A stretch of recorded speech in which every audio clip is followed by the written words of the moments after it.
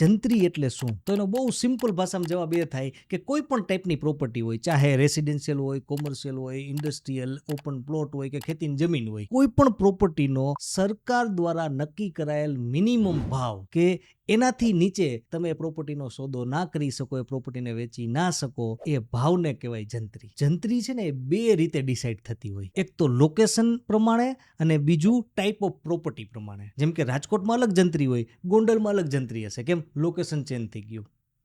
એ જ પ્રમાણે type of property પ્રમાણે પણ ચેન્જ થાય. ફોર એક્ઝામ્પલ, રાજકોટમાં એક જ સોસાયટીમાં એક રેસિડેન્શિયલ પ્રોપર્ટી છે અને બીજી કોમર્શિયલ પ્રોપર્ટી છે, તો એ બેયની જંત્રી અલગ અલગ હશે.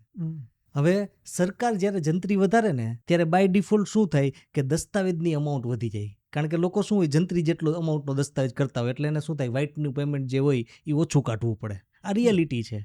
તો જેવી જંત્રી વધે એટલે શું થાય કે દસ્તાવેજની અમાઉન્ટ વધી જાય, અને જેવી દસ્તાવેજની અમાઉન્ટ વધે એની સાથે કનેક્ટેડ સ્ટેમ્પ ડ્યુટીની જે અમાઉન્ટ હોય એ વધી જાય. એને કારણે શું થાય, સરકારની આવકમાં વધારો થાય.